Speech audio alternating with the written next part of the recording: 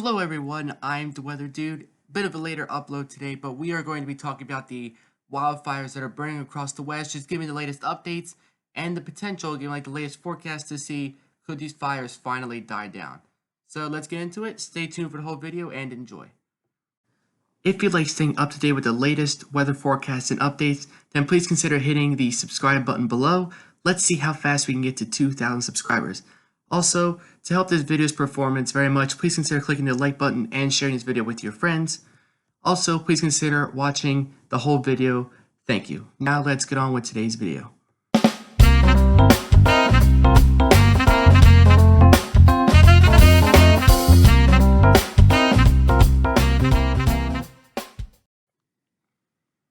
So yes, today we'll be talking about the wildfires that are still burning across the West. Somehow, even into Christmas, they're still burning.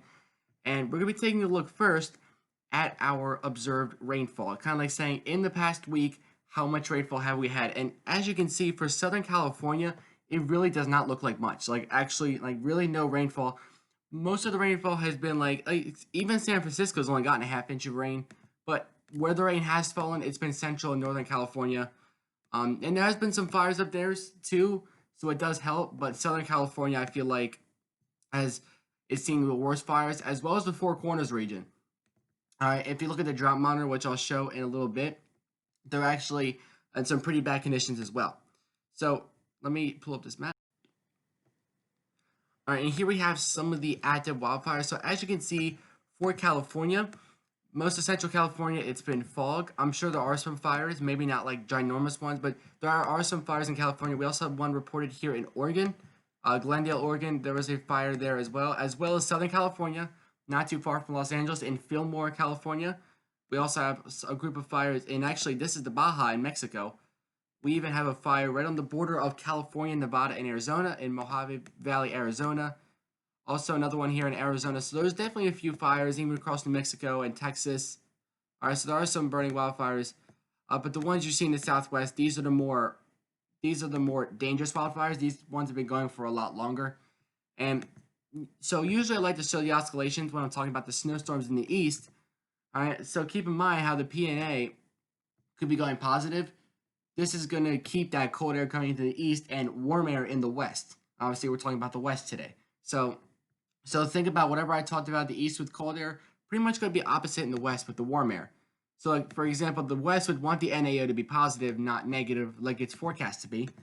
All right, and then we have our Arctic oscillation, which is going to be going really low, which is bad news for the West as well. And there are some chances for precipitation upcoming, so we'll be taking a look at that as well.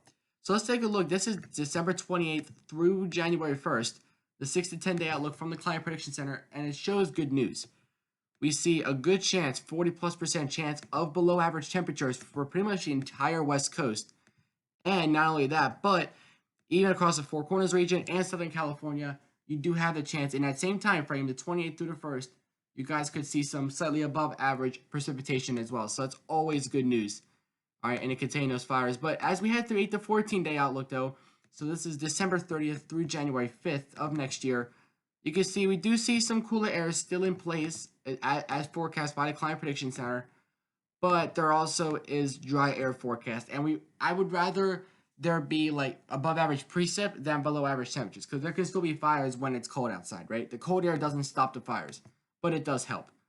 All right, so here we have the latest drought map. So this was actually released on the 17th of December, but this data is from December 15th. That's the latest we have. All right, so here's what I was talking about. That's actually, so you can see across the Four Corners region, look at the dark red. That's exceptional. That's the worst category of drought you can have. California, right, like Los Angeles, for example, is either around D0 or D1, which is like low to moderate. So I'm actually surprised. So Los Angeles is actually a bit lower. That could be because of the Pacific air influence, keeping a little bit more moisture in the air. But Northern California is still, we still have an extreme drought there as well. But much of the Four Corners, Eastern Nevada as well, exceptional drought, and that's really where we need the rain. But also California. All right, if we zoom in on California again, you can see. So for San Diego, like San Diego County, Riverside County, Orange County, those are Riverside County on the east side of the county, it's extreme, but on the west side of Riverside County, it's really low drought. So but San Francisco is also in the severe drought as well.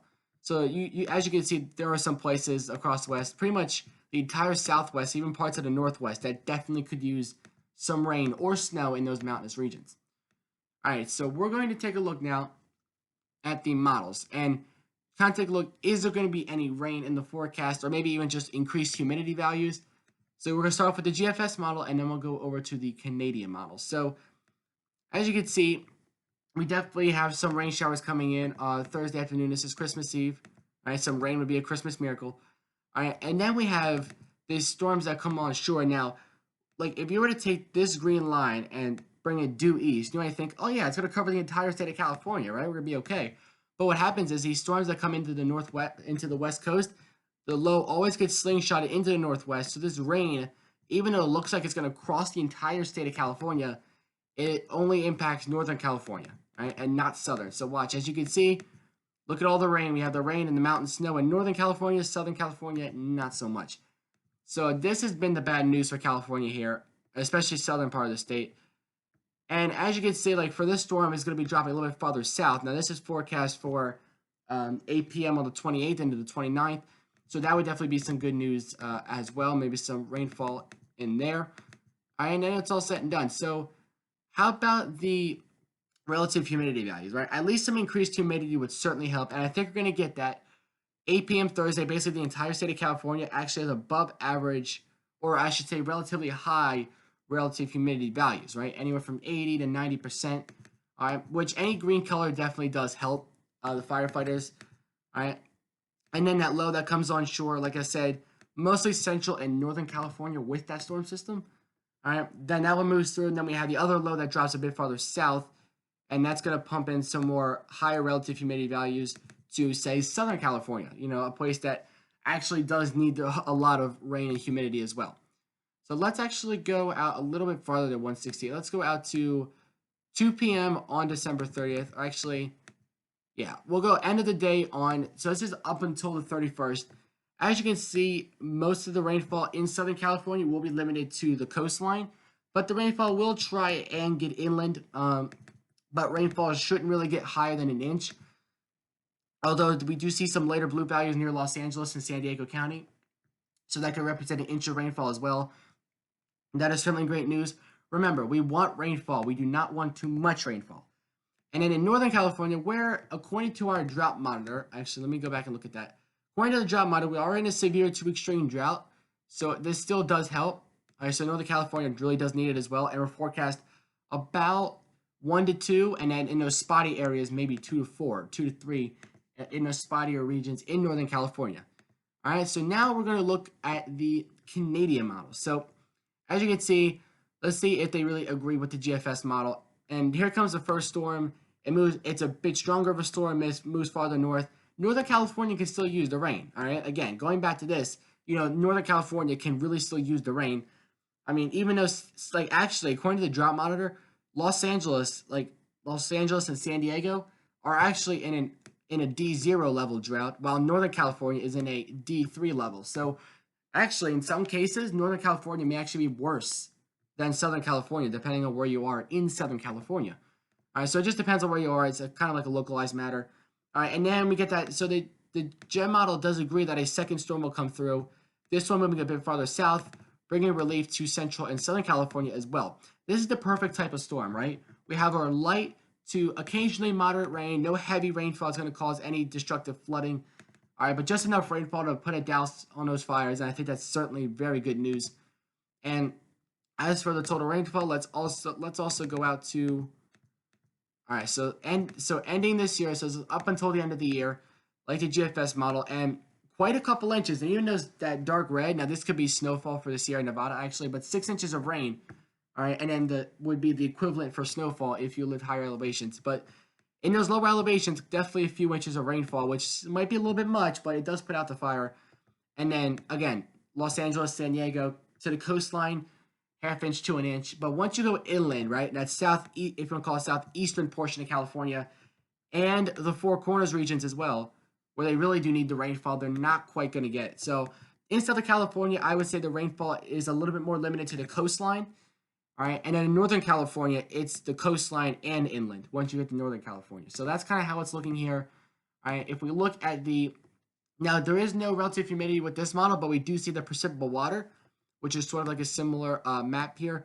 As you can see, we do get a little influence coming in from the south. All right, and this is out ahead actually, so that's why even though this first storm may not directly impact Southern California, it's going to create a front like this, and out ahead of it, you're going to get well, not warm, but you're going to get a moist flow coming in from the Pacific. So at least California will get like a moisture surge in Southern California. Even if Southern California doesn't get any actual rain, it's nice to get a moisture surge at least. It does help. All right, and then the next low that comes in, not much precipitable water, but some greens do come through, and honestly, any green on the map at this point does help.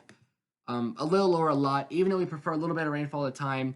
All right, I'm sure Californians could really use the rain because it's been like the fire season, I believe, across the West or just across California. We're talking about 4 or 5 million acres burnt, right? And like the previous record-breaking season only had about 1.5 million. So this has been a destructive fire season, and it's still going. It may be going even through January.